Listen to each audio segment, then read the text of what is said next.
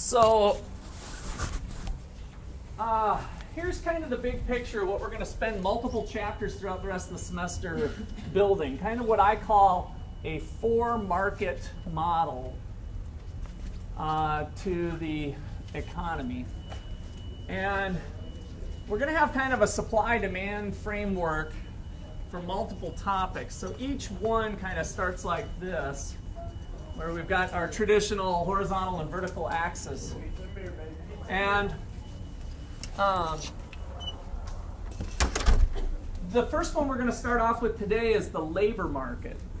So in this labor market, we're going to be measuring labor. And it's typically labor hours. Sometimes we can talk about human beings, but for this particular thing, we're looking at labor hours. And then we're going to be looking at how much they get paid, which is our wage.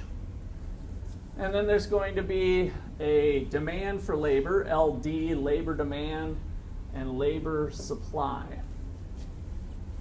We're going to spend a whole bunch of time developing this. I'm just trying to give you a quick little snapshot here. Then the next chapter, we're going to be talking about the loanable funds market. Loanable funds.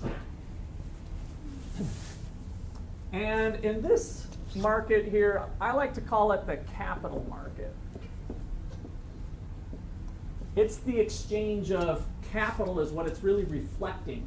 We do that through borrowing and lending because typically capital purchases, again, in econ class, we're buying a building, we're buying a computer system, we're buying some software, we're buying, things that help make other things, right? Those things typically get financed. And so the loanable funds market, the exchange of funds, ends up playing an important role on the determination of the bucket level of capital. So how much capital do we have in our bucket? How much labor do we have in our bucket? This starts to tie in those scarce resources that are ultimately used to make stuff. In this lower right-hand quadrant, we're going to be looking at real GDP. And the price level, which we calculated in chapter 4, the average level of prices of all the stuff we're making. And so this is in what I call the goods market. The market for final goods and services. As we learned, real GDP is the quantity of goods and services effectively, right? So this is the goods market. These are the final goods and services that we care about. And then actually prior to getting there, we're going to look at the money market. Now, money is different than these things. These things are the real resources that go into the production process to make this. But money turns out to be pretty important for adding the oil to the engine to facilitate that exchange. And so we're going to measure the quantity of money down here. How much money, we're going to learn how to measure money first of all. And we're really, the variable that we're measuring here is the quantity of money. So we got a similar theme going on with all these models, right? We've got the quantity of labor, price of labor. Quantity of loanable funds, price of loanable funds, which is, by the way, going to be the interest rate. Quantity of money, price of money, which we'll get into later. Quantity of stuff, the price of that stuff. So the setup is very similar. Each one of these is going to have a full chapter devoted to it. So the labor market is chapter 6, what we're getting into now. This will be chapter 7. This is chapter 8. Then we skip 1 and go to chapter 10 when we get to the goods market. So we're going to spend a lot of time developing all these concepts so that we can start to think about the interrelationships of all of these markets. Okay. So today we start with labor. And the first concept I want you to think about is the production function. The production function. Production function, what's your function? All right, so we've got quantities of labor and resources going in to make stuff. So this is back to that physical relationship between resources and their final output. And so the production function measures real GDP, or the quantity of stuff here, and I might as well just give you this right up front here, real GDP or income, which we'll start to use a Y for income. Why? Because spending equals income. We can use those two interchangeably, right? So we got income, or quantity, real quantity of stuff. Real GDP, those two are the same. So maybe we'll put a little note here. Income equals spending. So we'll use the abbreviation Y for income. All right. And down here I want to look at labor.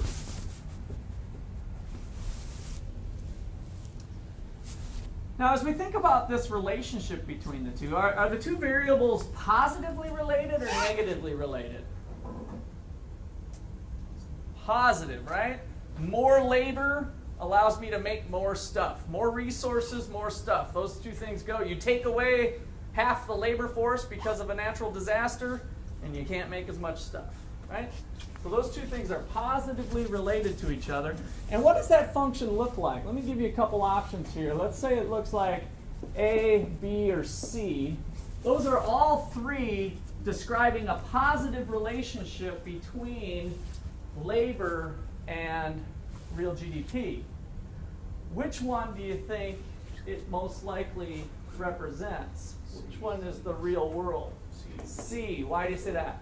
Diminishing return. Okay, we got that diminishing return. So those of you who had micro already, we spent quite a bit of time on the law of diminishing returns. And the concept is that each additional unit of labor isn't quite as productive as the last one if we're holding fixed the amount of capital we have. So let me quickly go through my restaurant example. It's probably a good refresher for those of you who had micro. I'm going to do basically the same thing. So outside of Corbin being here, pretend this is my grill top, right? I'm a restaurant worker, and I'm in the business of flipping hamburgers. No, you're fine. You're fine. And so I come to work every day, and all by myself, I can make a certain amount of hamburgers, right? So let's say I can make 100 of them. If I add another person, and now there's two of us, is my output going to go up to 200, more than 200, or less than 200? So I can do 100 all by myself. And let's say we're identical robots, basically. We're identical units of L. We're equally productive in that regard. So identical people, if I add another person, will I get 200, more than 200, or a little less than 200? At the same grill? At the same grill. Less? Less? For sure less? No. No, why? You may have been inefficient. There could be part of that grill that you haven't been using. Yeah, so there might have been some excess capacity, right? Now, I want to go a little bit beyond inefficiency and push you on that a little bit. Let's say that I was being as efficient as possible. I'm just Mr. Efficiency all by myself. How else could I have been maybe more efficient having two of us as opposed to one, so that we actually got more than 200 hamburgers? He's good at condiments, you're good at flipping. He's good at condiments, I'm good at flipping. Now I could strip that out too and say that we're both identical. We're equally skilled in everything. If you're focusing on one and they're focusing on the other. All right. So if we specialize in something, we might be more productive, right? So I don't even have to be better at condiments or flipping burgers or toasting buns, but the fact that I can now do all the buns and you do all the burgers, and I don't have to go back and forth between thinking about the buns, thinking about the burgers, now that there's two of us, together, maybe we can make more than 200. So that comes through specialization. Adam Smith was the first one to recognize that in The Wealth of Nations back in 1776 and said, a lot of good things could come about from specialization of labor. And that's the concept. Even if we were equal identical, which isn't the truth, it's even an easier story when I'm better at condiments and you're better at toasting buns, right? Then it becomes even more of an argument. But even stripping that out, it's possible that through specialization, we could be more productive. But now let's get back to our story here. That's graph A, right? If we had another person here, if we go from one person to two person, I'm trying to be a little exact here, and I have 100 burgers, I can get up to not 100, 200, but maybe 220. So that's not diminishing returns, right? So that's telling a story of graph A when we started to think that it was actually looking like graph B. So now let me get to the third person. Are we going to continue along A? The fourth person, the fifth person, same grill top, the sixth person, the seventh person, the eighth person, the ninth person, the 10th person, right? Are we going to be able to continuously stay on this track even with my argument of specialization? No, right? There comes a point where it's just not possible anymore for the last person to be as productive as the previous people. So it's inevitable. We're eventually going to kick into C. And so when we start talking about large quantities of labor, the real function at a micro level might have a look like this. There's our section A, but we mostly live in section B. Right? There's this inflection point where A turns into C, rather. Did I say B? So this is our C. Okay, so that's the production function concept that we're looking at, and brings up the all-important, one of the important lessons in economics, period, one of the top three. I haven't ever decided. I haven't been brave enough to rank them officially, but the law of diminishing marginal product. This is also referred to as the law of diminishing returns. So those two things are interchangeable. Marginal product is MP. So in my case here, the product is the hamburgers. And the diminishing productivity is on the additional units of labor.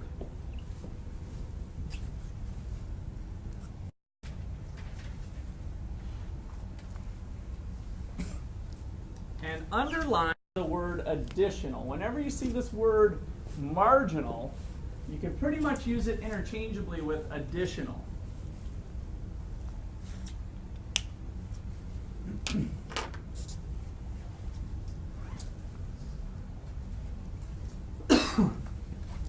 Okay.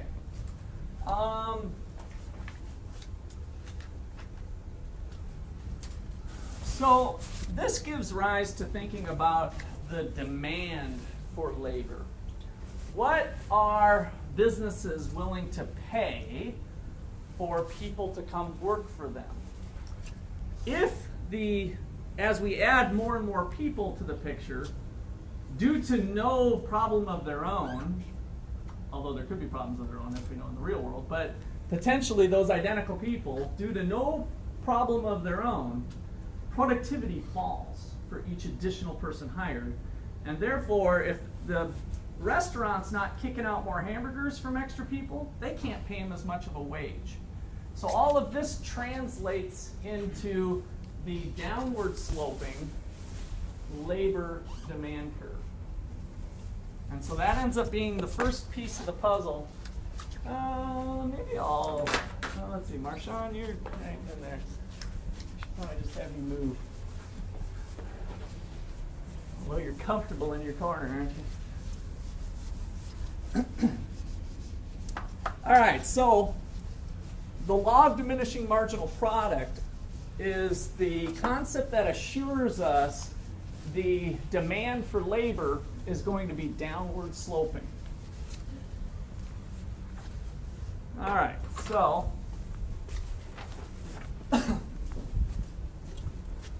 labor demand.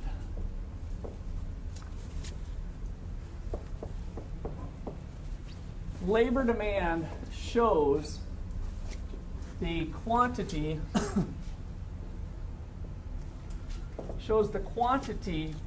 of labor demanded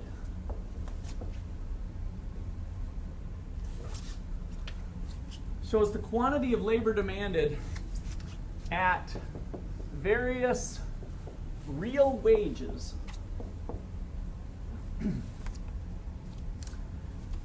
given the size of the labor force.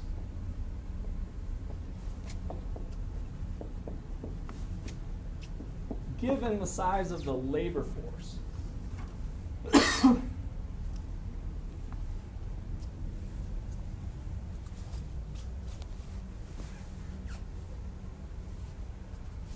What was the labor force again?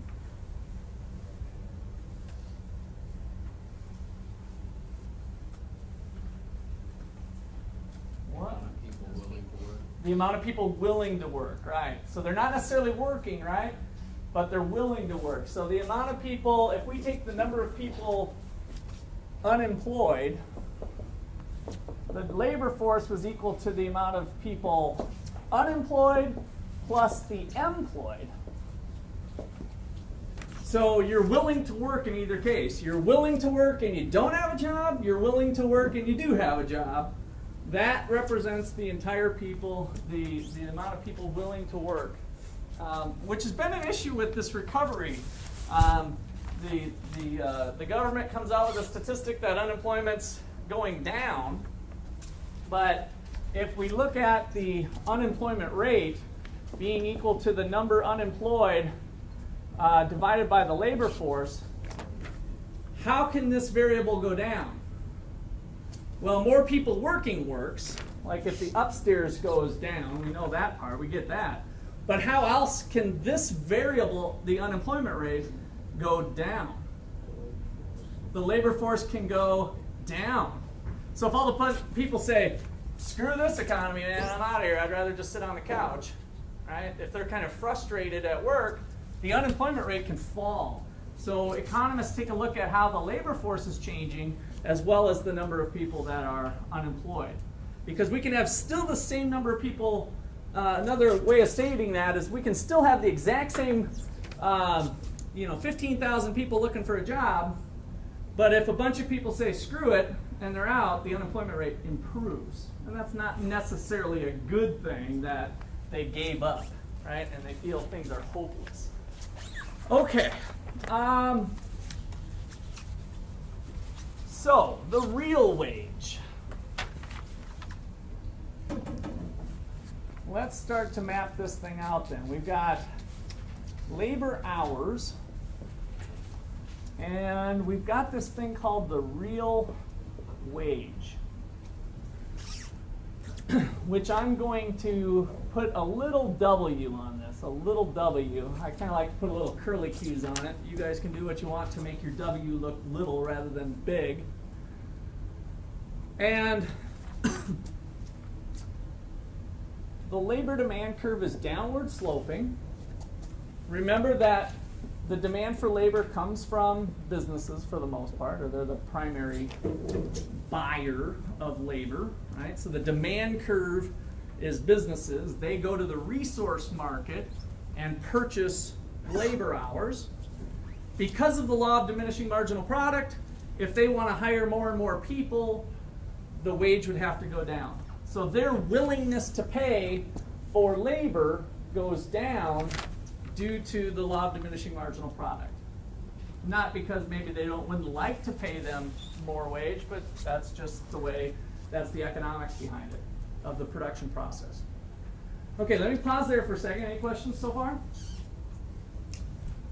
All right, what about this real wage? Real wage.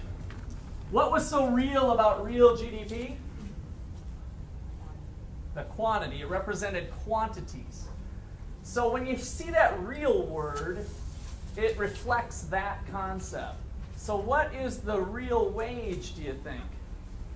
if you're making $100, maybe that's a little too high. Let's keep it a little more realistic. If you're making $15 an hour, right? Your paycheck, your boss has agreed to pay you $15 an hour. How does that reflect? That's called the nominal wage. How does that reflect with what economists call the real wage? How many people are actually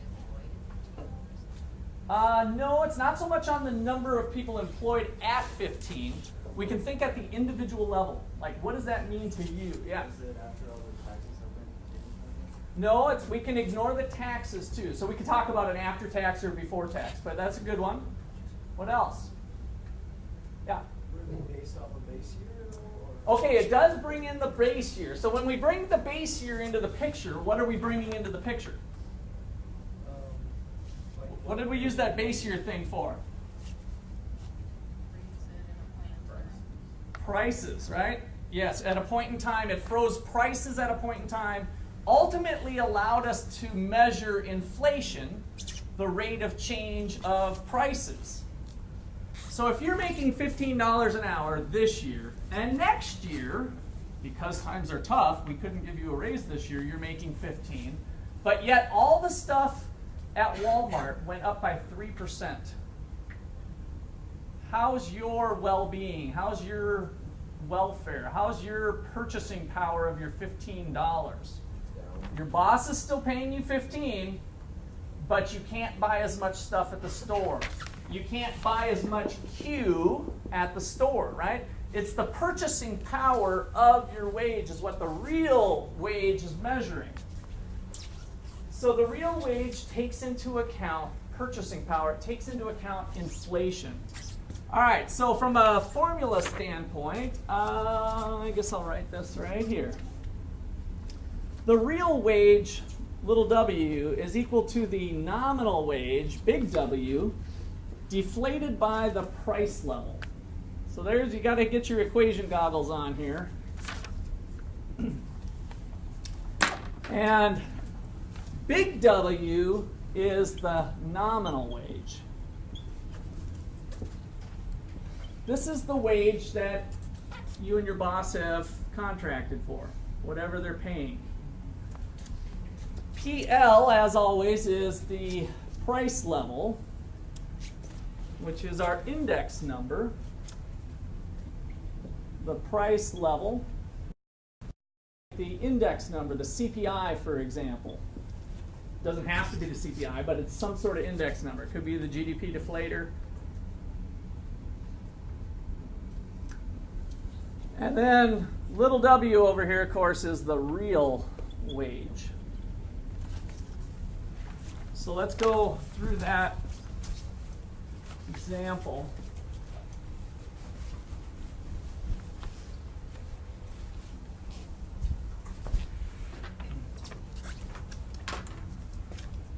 A similar example here. So example,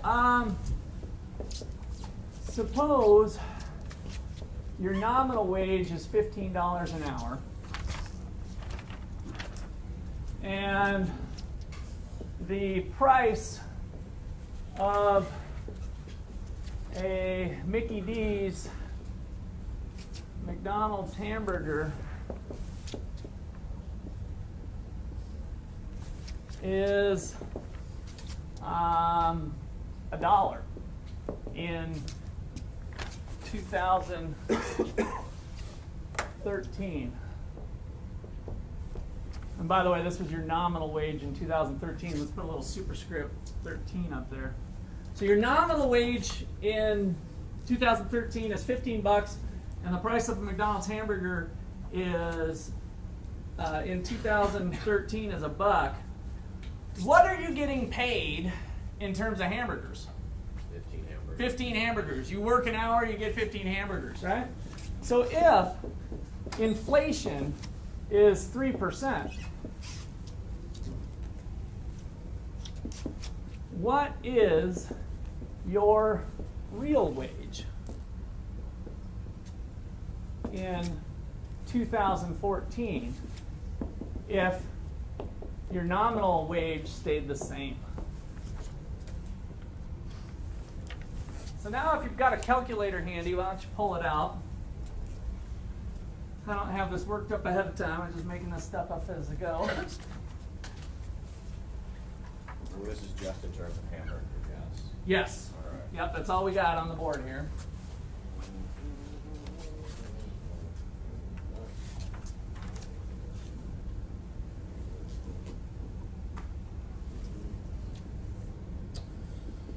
It's approximately 14.56.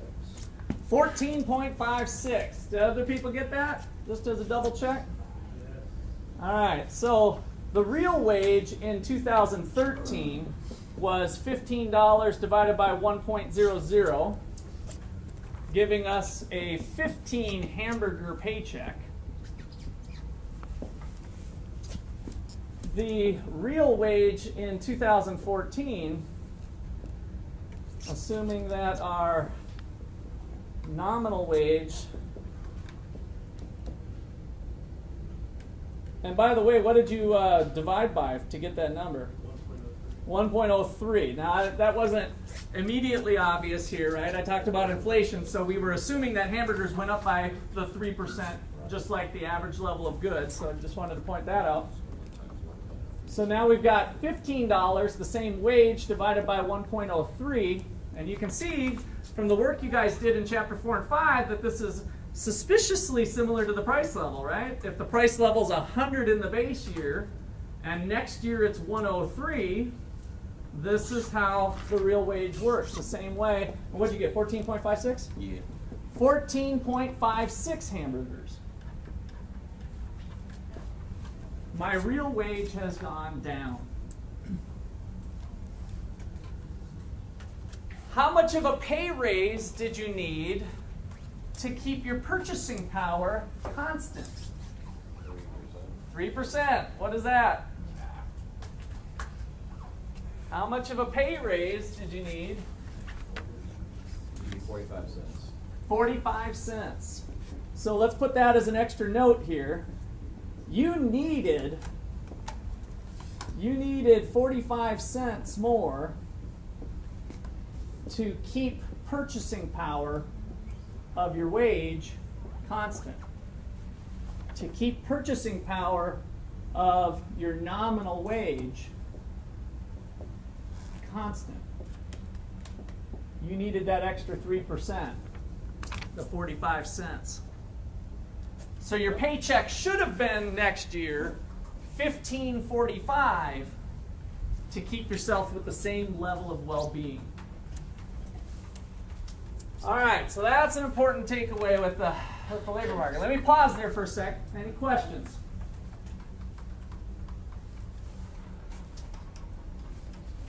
Okay, so that's our concept of the real wage.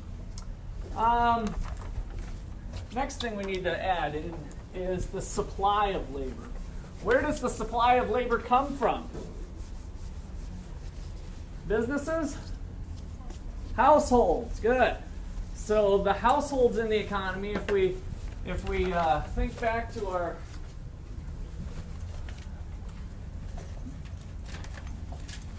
kind of as a frame of reference, I probably should have pulled this out earlier, but it's never too late here. We can use the government one, that's fine. All right, so we've got the resource market, the output market. Market for hamburgers, market for labor, right? So we've got those two things going on. You get your paycheck, you go buy a hamburger, and that's what we're looking at through the lens of this supply and demand diagram. So labor supply.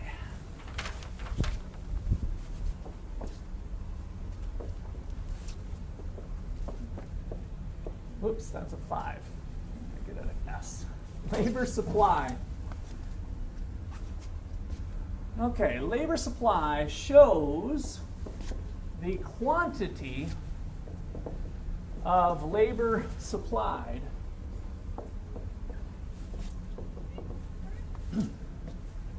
at various real wages.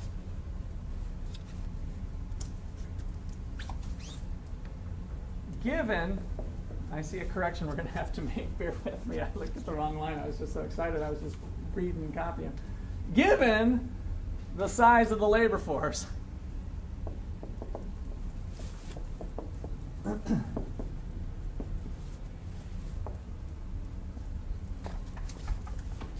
I just kind of ran right with that one and blindly went forward. So, edit time. Remember in that part where you basically had the same thing, if you look in your notes where it says labor demand and it says given the size of the labor force, put a nice little line through that one and add this part. For a given capital stock,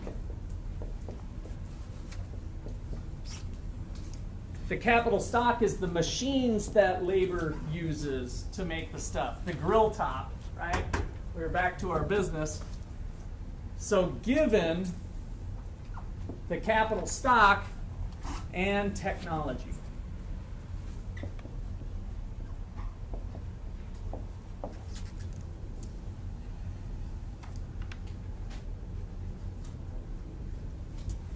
So when we constructed the production possibilities frontier way back in chapter 2, it was the maximum combination of two goods an economy can produce given its available resources, and capital was one of those resources. Right. Technology. Yeah, resources and technology. And so notice the similarities here. All we're doing is the business is trying to decide how much labor to hire. They have an amount of machines and capital and a certain level of technology. And now we're allowing them to choose an amount of labor. So there's that's the tie-in for that one. Okay, so on the labor supply here,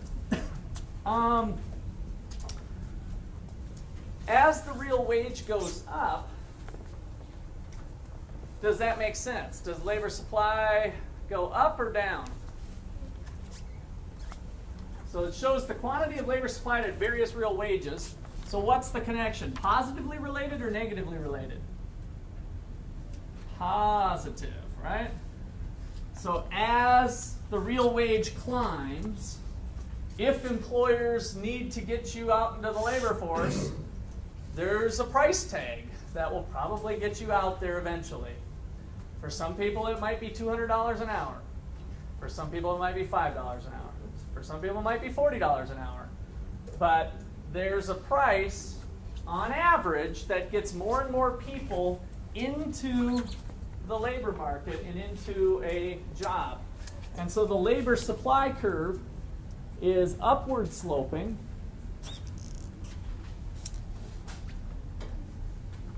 And we've got now our market where households who own the good, labor, right? They're the ones who own the bucket of labor, are willing to give it up at the right price, and they need a higher price to give up more and more of it, right? So often if you put in a normal 8-hour shift and the employer asks you to work an extra 4 hours, what's your response? Some days it could be, sure. Would every day work that way? Not for long, right? You might be able to push yourself at the same pay. Maybe the employer has a policy of for sure giving you a little bit of a bump. Or maybe it's set up that you're running a 12-hour shift. A lot of nurses run 7 to 7, right? If you got the night shift or the other way around. So you might have a 12-hour shift as part of your overall schedule.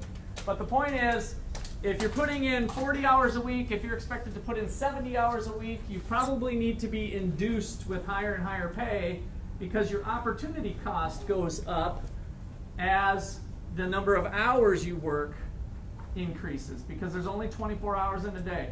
You need to carve out some for sleep, the other for what economists call leisure. So we've got this leisure labor trade-off, and the more you make me work, by definition, the less leisure I have. And leisure all of a sudden becomes feeling pretty good. When you're putting in a 12-hour shift, a 13th hour doesn't sound very good unless you pay me a lot of money for it, right? So that's this upward sloping nature of the labor supply curve. Again, the economics working behind the scenes. And so the labor market has businesses with facing diminishing marginal product, not able to pay as much for each additional worker. Workers needing more and more pay, they meet in the middle at our equilibrium real wage, and we have a certain number of people working. So these are the number of employed hours going on in the economy when we think about those two parties getting together and making a deal. All right, we'll see you on Monday.